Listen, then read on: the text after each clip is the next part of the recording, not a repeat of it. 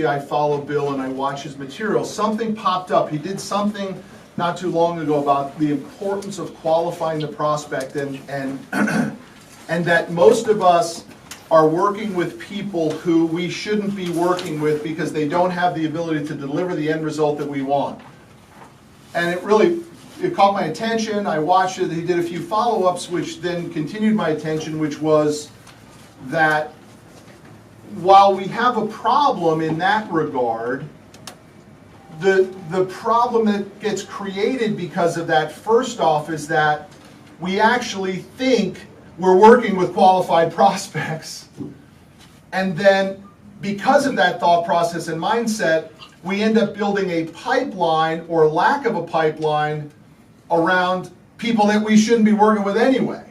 So we end up with this false version of what a qualified prospect is, and then we end up with this false version of hope that our pipeline is filled with these people that we shouldn't have in our pipeline in the first place. Okay, Bill, that is your wheelhouse, right? I mean, that's your bailiwick, man. Figuring out who should you work with. It's how you built your firm and how you got successful. That is an endemic problem in sales, period. I don't care what kind of sales, whether it's you or me, that is the endemic problem with sales. You know, people, we hear what we want to hear, especially as really good salespeople, and we disregard the most important. And the most important are those things that really translate the words into action. So we're going to try to get to action pretty fast. But I want to ask you, I want to go through this, and I'm going to give you real quick what we do, and you tell me where you'll find the similarities, and then we'll jump into the qualified piece. What we do is we're corporate insurance brokers. People have to buy, companies have to buy by law what it is that we broker. The variable, the choice is from whom do they buy? They have to buy it once a year. And it's a big line item for them. Right next to payroll, the number 2 expense for them is their insurance. So that's what we do. And there might be a similarity. I don't know if they have to buy what you have by law. They have to buy it once a year for us. I don't know where your expiration date is on, what you do and how you do it. But the key is from who do they buy? And then I'll break down the variables of, do those people have the money to buy? Are they using you to broker against their current relationship? Because people hate change. And, there's always the people who vote for mediocrity over even the assumed brilliance of someone like me or Matt. And they stay with the comfortable, which is to not change. That's key. And they use you for your information, for your price, for position, with their current. So that's kind of the overview of what we do. When I find out more of what you do, I'm going to get into more specifics on it.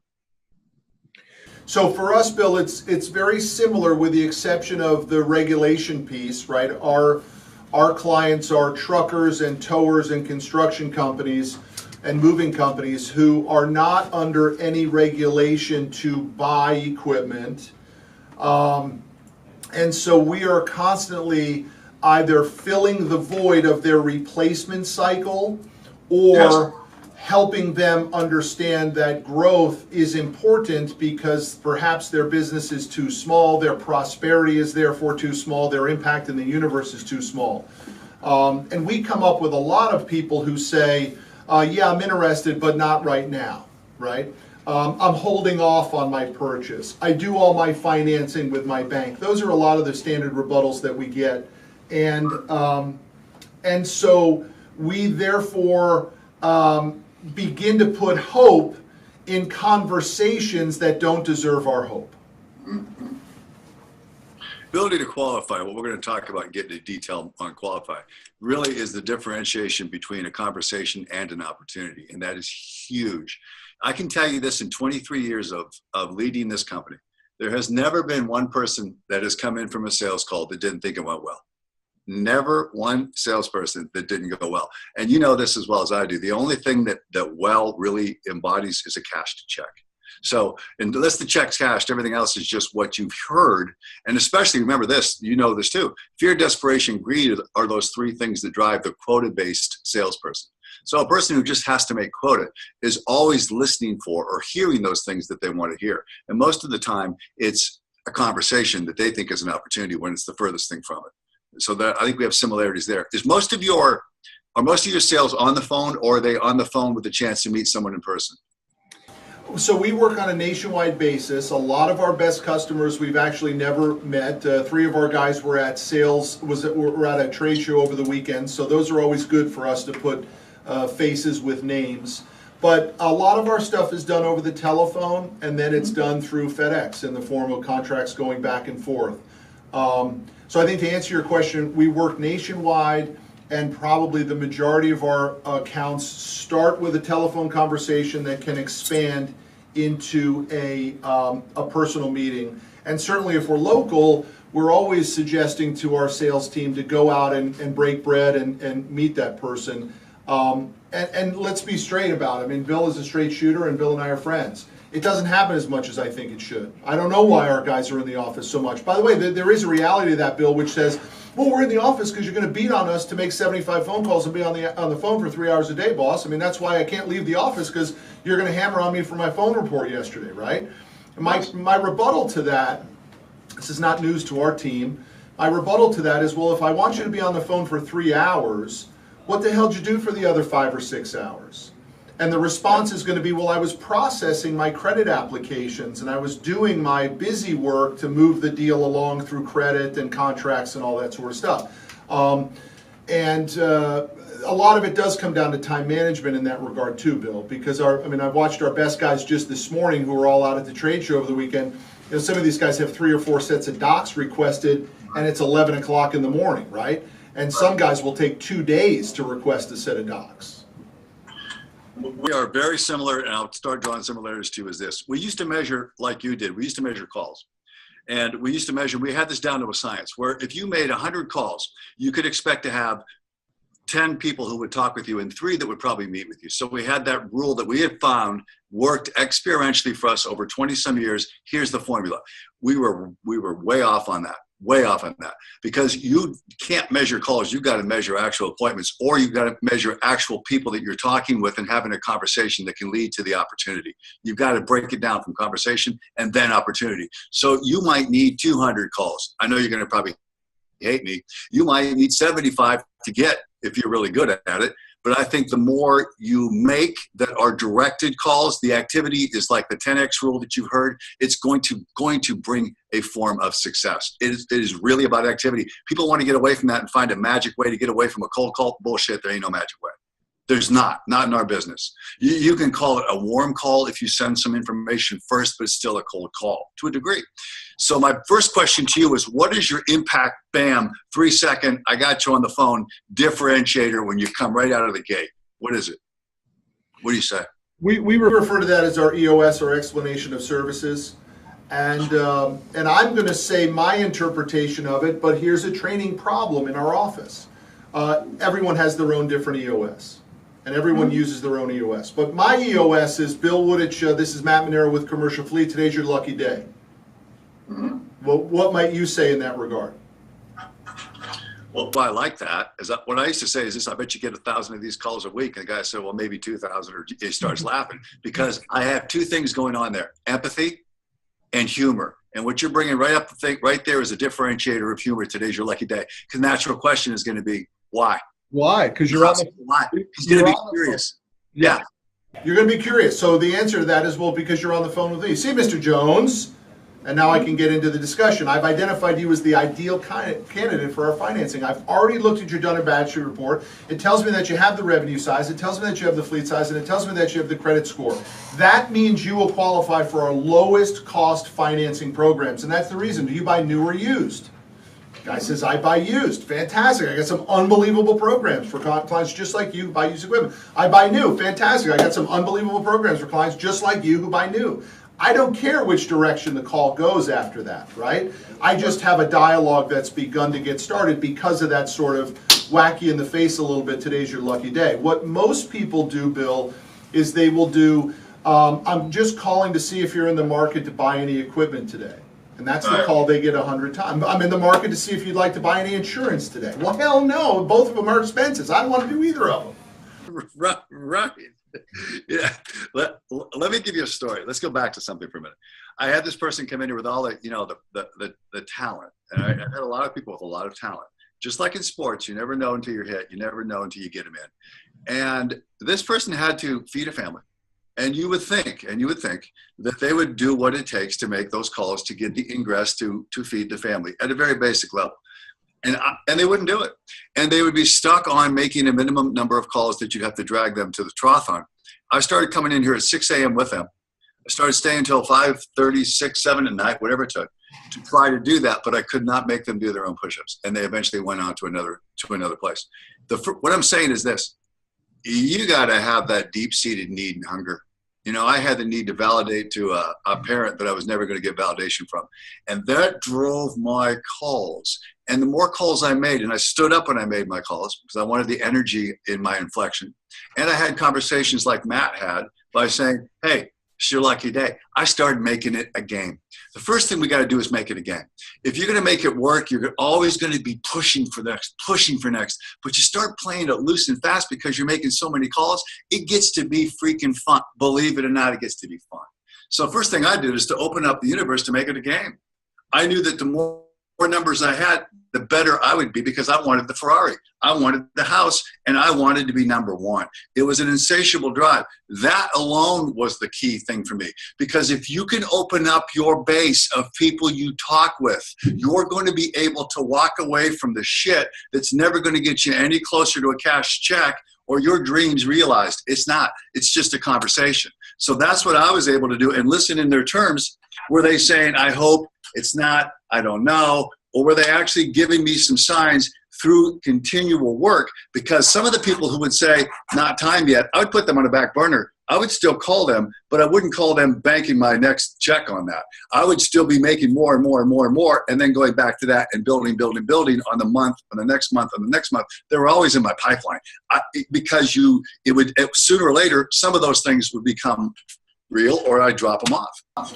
So, Bill, what would you consider, say, top 3 traits of that person who does want it or doesn't want it? What are some things that you've seen over all the years that says this person can tap into it and this person can't? Let's generalize in a rule of 3. First of all, I call this the rule of 33 1/3%.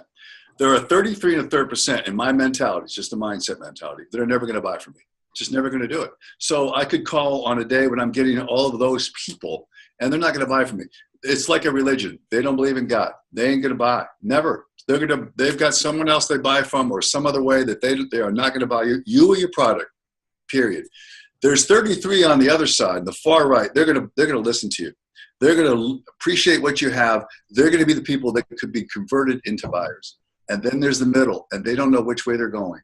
And so you've got to win the middle. So I'm looking at characteristics like this. It's time.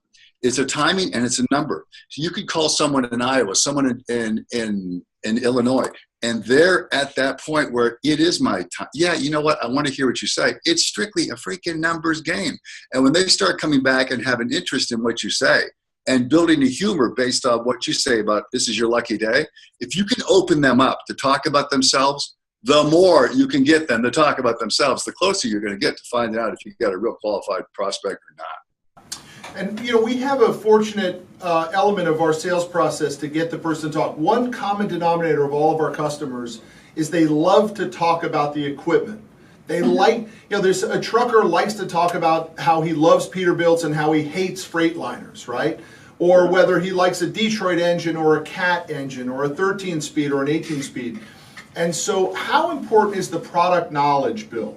How important is the product knowledge to be able to be successful on these initial calls? If you could write down the word qualify, Qualify. The Q means you have to be able to ask those questions that bring those answers from them. And you've got to be able to answer about your product or find someone without bullshit that can get the answer to them as quickly as possible. So the Q and the U, you've got to be able to ask those questions. And you've got certain indices that you ask, are you this, are you this, are you this? You already told me what they were. 1, 2, 3.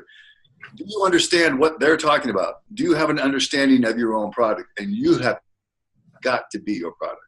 Because they're going to buy you first first, really, in their emotional state, before they ever open the logic to your product. It is that quick, but you got to know your product. You and the product have to be one, or you're going to sound like a dilettante guessing, and it comes across on the phone as uncertainty, and you are dead. You are dead, because people fear uncertainty and change. Fear it, and you're dead at that level. The A is you got to be able to answer. You got to be able to ask.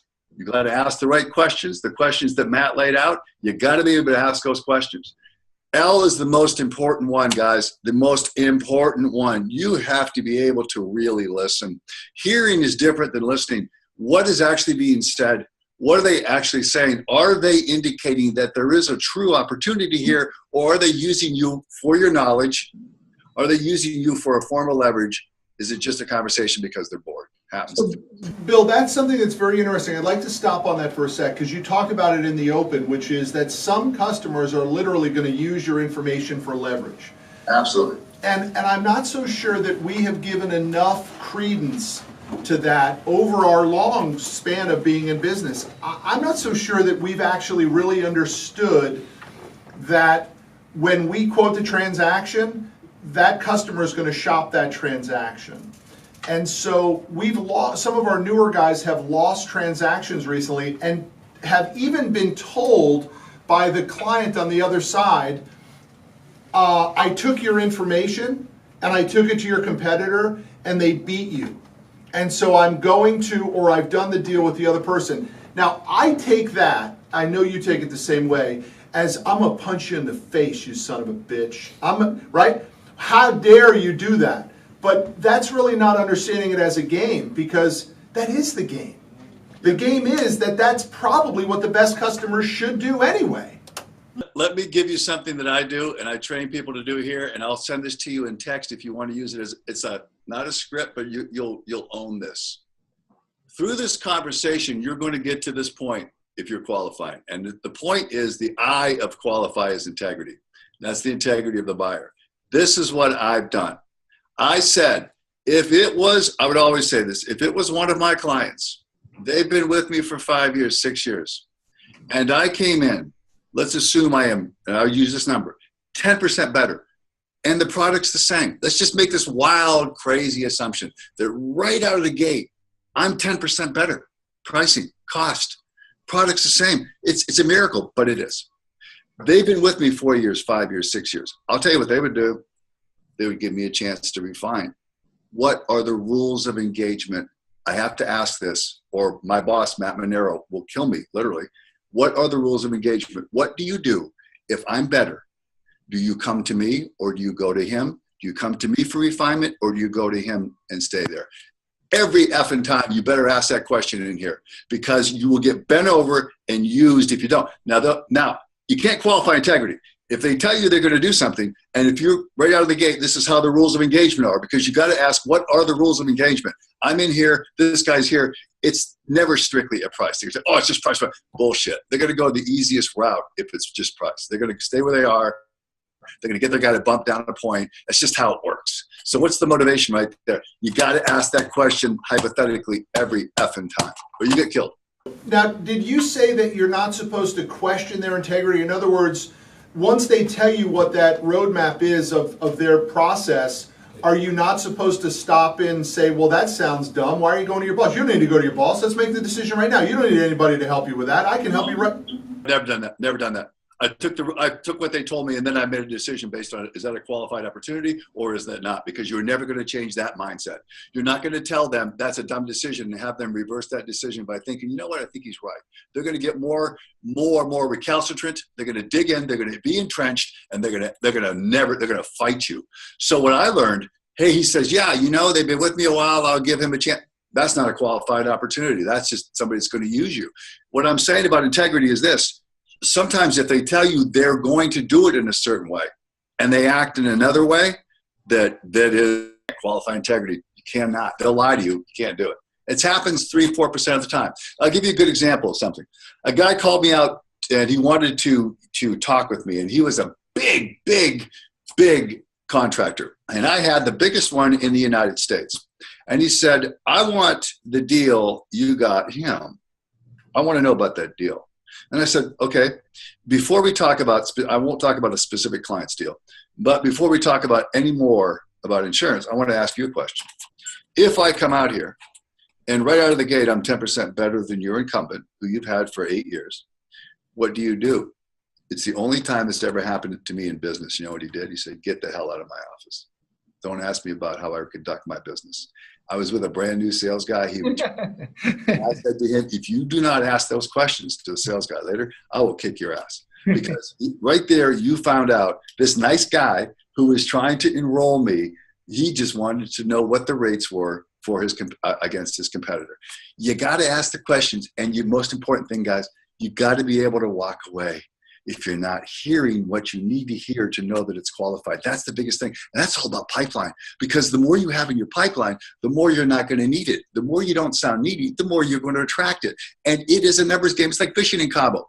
We'd have 20 guys fishing in Cabo. The more lines out, the more you're going to catch. You don't put your line out there, you ain't going to get shit. It's just numbers, numbers, numbers. And that comes down to the individual making more and more and more calls. I'm telling you, it is that simple. And it sounds like can't there be something more glamorous? No, it's not. Work. That's work. Give me the F and the Y of qualifying. F is your most important thing you can do to make a difference. And you can do this quick. It's called follow-up. You got a conversation, you have a quick conversation. There might be 3 words in there or 2 words in there that are buying words, emotional words, and you put them in quotes. And you say, Matt, as we talked about, you got to kick ass and do this. Boom, boom, thank you. Boom, send it out. It takes 4 or 5 seconds. But you're going to separate yourself from everybody else doing what you do, because something's coming across the screen that says, 1 thing, thank you. 2, his words coming back to him or her words coming back to them, which is the key to selling, to get them to listen to their voice and hear their thoughts and see their thoughts come back in writing. You are starting to reel them up to the boat. That is the key. Thank you, follow up. They ask for something, boom, fast, boom, because what they're going to experience with you is right there in their subconscious. You're talking about urgency. You're talking about providing something. Holy shit, look at this. Woo! You got to follow up on their request, or they'll think the marriage is going to be bad. They're never going to go down the owner. And the why is the most important thing. If you do everything in this process to qualify, question, understand, answer, listen, keep the eye to the side, follow up, you sell. If you don't, you're just playing a game. You're shooting in the dark. Your odds of knowing where you have to be, and you got to ask where you have to be. And I do that. If I'm at X, do I have your business? That's part of qualifying. It's a process. If I get this right, am I then your source? If they say yes and they go another way, you can't qualify integrity. But you've got to bring all those things in the funnel to that one thing. If then, it's got to be if then. If we do this, then do you do this? And that's the process of qualify right there. And we do it here really, really well. Or we don't sell. And so let's talk just a little bit on the pipeline piece, because what happens to the guy or gal who's working hard, they're making the calls, but yet that pipeline just the math doesn't seem to be working on their side. How does someone develop the pipeline when they seem to be doing the work, but yet the pipeline isn't being built? Well, I don't know about the word seem. So if you're doing the work, then you need to do this. And that's what we've done here is we have a mentorship program, where the people who do it the best, then the ones that are having a struggle, who might be making 125 calls a day. And by the way, let me tell you what else we have here, is an accountability mentorship, where if a person's not making the 125 calls a day, they're held accountable by another mentor in the office that says, let me see your calls. Why aren't you doing it? And it's not just a checkbox like it used to be. I want to know about every call. See, a call isn't a hang-up. Somebody call, you don't get the person. I mean, you actually get the buyer. That's a call. Everything else is a bunch of shit. You see them? That's just a dial. It's not a call. It's a dial. So we're holding them accountable, and then we're shadowing and saying, okay, you might want to use this word. You might want to use this phrase. You might want to hit a little more of this in the morning. Maybe you're doing this in the afternoon. And you know what the weirdest things are?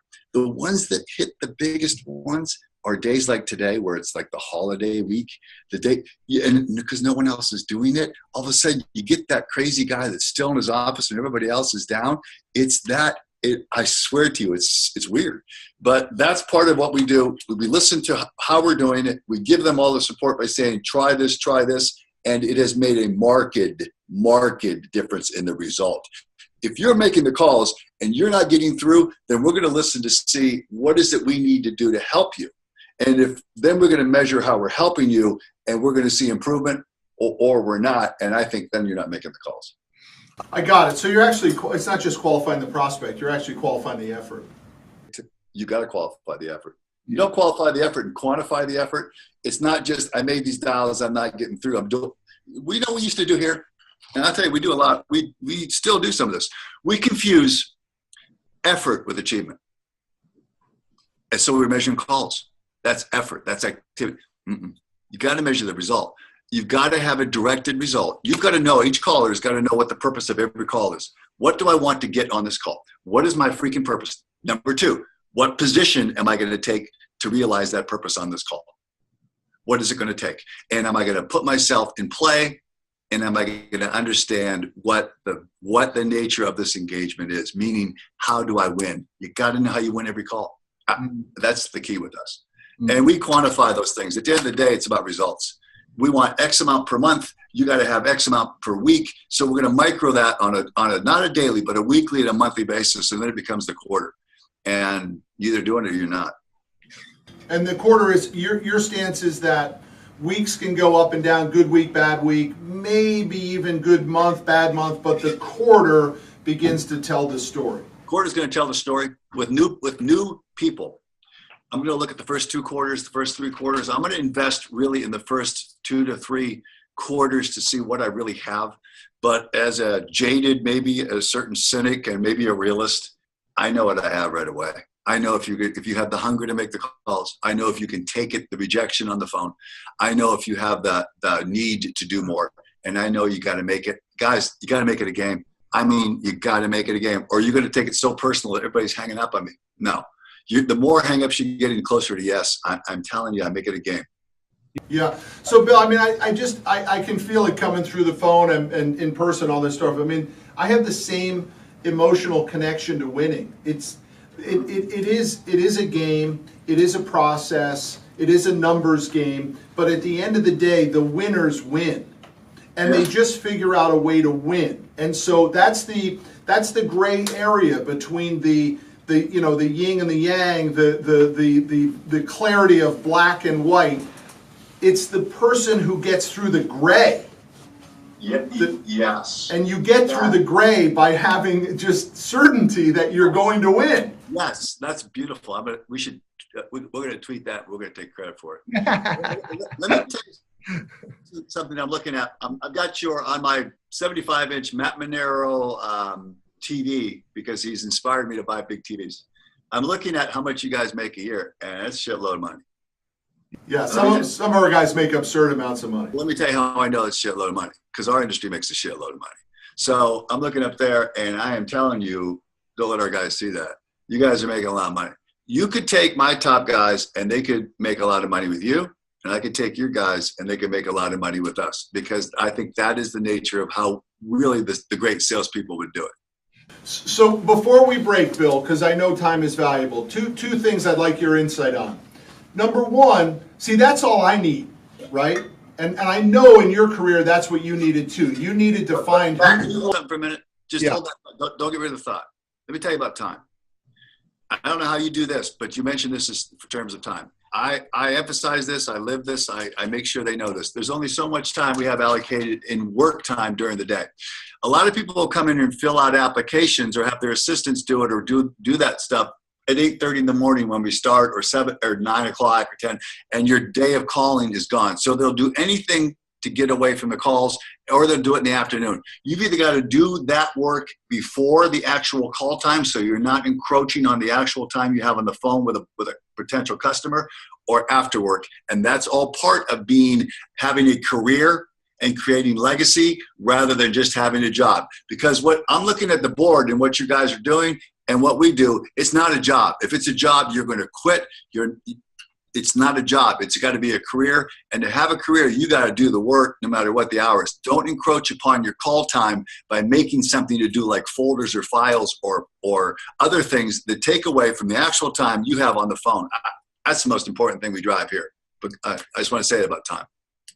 Well, I think one other thing that that I know about you that's not specifically being said though, but you're a big believer in energy and power, and there's only so much energy and power that you can put into the difficult tasks. You can't do it You can't do it at that pace for 10 hours a day, 50 hours a week. The energy component is not available for someone 50 hours a week to do it at the intensity necessary.